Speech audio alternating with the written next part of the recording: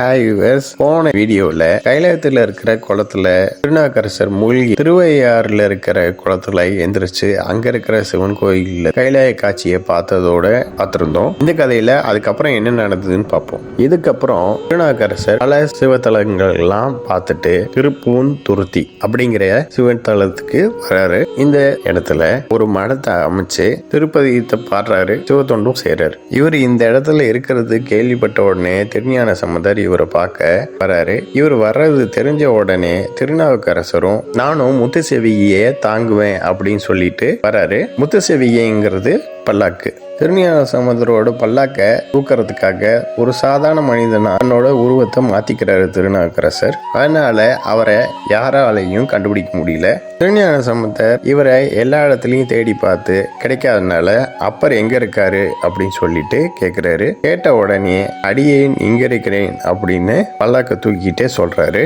இது கேட்ட உடனே பதட்டமான திருஞான சம்பந்தர் பல்லாக்கு கீழே இறக்குங்க அப்படின்னு சொல்றாரு. திருஞான சம்பந்தர் திருநாவுக்கரசர் வணங்குறதுக்கு முன்னாடியே அப்பரே திருஞான சம்பந்தரை வணங்குறாரு. திருஞான சம்பந்தரும் திருநாவுக்கரசரை வணங்கின உடனே அங்க இருக்கிற எல்லாருமே ஆரவாரம் பண்றாங்க. இதுக்கப்புறம் இவங்க ரெண்டு பேருமே மடத்துக்கு போய் எங்க எல்லாம் போனோம் அப்படிங்கறத பத்தி பேசிக்கிறாங்க. இதுக்கப்புறம் திருநாவுக்கரசர் பாடி நாட்டுக்கு போறாரு. மதுரையில இருக்கிற மீனாட்சியையும் சொக்கநாதரையும் பாக்குறாரு. அதுக்கப்புறம் கூன் நிமிர்ந்த பாண்டியன், அரசி மங்கையர்க்கரசி, அமைச்சர் குலசிறையார் இவங்க எல்லாத்தையும் பாக்குறாரு. பார்த்துட்டு மதுரையில் கொஞ்ச நாள் தங்கி இருக்காரு. இதுக்கப்புறம் பல சிவத்தலங்களுக்கு எல்லாம் போறாரு. இதுக்கப்புறம் திருநெல்வேலியில் இருக்கிற சிவத்தலங்களுக்கும் போறாரு. திருப்பதியத்தையும் பாடுறாரு. தன்னோட மடத்துக்கே திரும்ப வராரு. திருநாவுக்கரசருக்கு மண்ணாசை, பொன்னாசை, பெண்ணாசை இந்த மூணு இல்ல அப்படிங்கறது உலகத்துக்கு எடுத்துக்காட்டுறதுக்காகத்தான் சிவன் ஒரு திருவிழா நடத்துறாரு. திருநாவுக்கரசர் எப்பயும் செய்யற உழவர பணி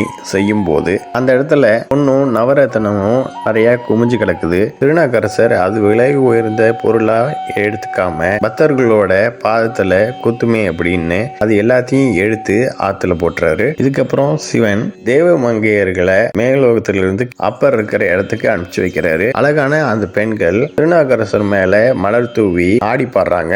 அவங்களுமே திருநாவுக்கரசர் கண்களுக்கு சிவனாதான் தெரியுறாங்க. உடனே திருநாவுக்கரசர் பொய் மாய பெருங்கடலுள் அப்படிங்கிற திருத்தாண்டத்தை பாடுறாரு. அதோட அந்த பெண்கள்கிட்ட உங்களால இங்க ஆக வேண்டியது எதுவும் இல்லம்மா, நீங்க கிளம்புங்க அப்படிங்கிறாரு. திருநாவுக்கரசர் இது சொன்ன உடனே அந்த பெண்கள் அவரை வணங்கிட்டு போறாங்க. 7 உலகங்களும் திருநாவுக்கரசர் வாழ்த்துது. இந்த கதையோட தொடர்ச்சியை நெக்ஸ்ட் வீடியோவில் பார்க்கலாம். இந்த சேனல் சப்ஸ்கிரைப் பண்ணுங்க அண்ட் பெல் பட்டனை பிரஸ் பண்ணுங்க, லைக் பண்ணுங்க, ஷேர் பண்ணுங்க. தேங்க்யூ.